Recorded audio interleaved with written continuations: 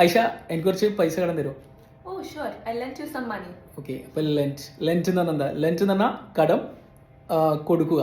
Borrow എന്ന് പറഞ്ഞാൽ കടം വാങ്ങിക്കുക. ഇത് രണ്ടും പലർക്കും കൺഫ്യൂഷൻ ആവാറുണ്ട്. കൺഫ്യൂഷൻ ഇപ്പോൾ തീർത്ത് തരാം. Okay.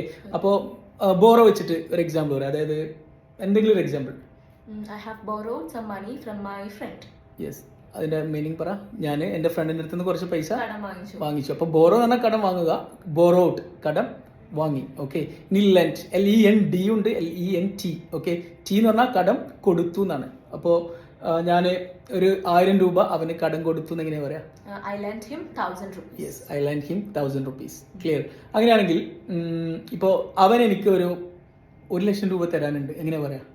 He owes me 1 lakh. Yes, owes എന്ന് പറഞ്ഞാൽ നൽകാനുണ്ട്. ഓക്കെ. ഹി ഓസ് മീ എത്ര? 1 lakh. ഓക്കെ. ഇനി ഞാൻ അവന് 1 lakh കൊടുക്കാനുണ്ട്. I owe him 1 lakh. Okay, മനസ്സിലായി. അപ്പോൾ ഈ 3 വാക്കുകളും ശ്രദ്ധിക്കുക, മനസ്സിലാക്കുക, സേവ് ചെയ്യുക. ഞാൻ നിനക്കൊരു ടാസ്ക് തരാൻ പോവാണ്. അവൻ നിനക്ക് എത്രയാണ് തരാനുള്ളത് എന്ന് നമ്മൾ എപ്പോഴും ഉപയോഗിക്കുന്നത്. അവൻ നിനക്ക് എത്രയാണ് തരാനുള്ളത് എന്ന് ഇവിടെ കോമൻറ്റ് ചെയ്യാം. ഓക്കെ. സോ ഗായ്സ്, ഇതെല്ലാം ഏറ്റവും ബേസിക് ആയ വേർഡ്സുകളാണ്, നമ്മൾ നിർബന്ധമായിട്ട് അറിയേണ്ട വാക്കുകളാണ്. അപ്പോൾ ഇതുപോലെ ഒരുപാട് കാര്യങ്ങൾ ഞങ്ങളുടെ കോഴ്സിൽ പഠിപ്പിക്കുന്നുണ്ട്.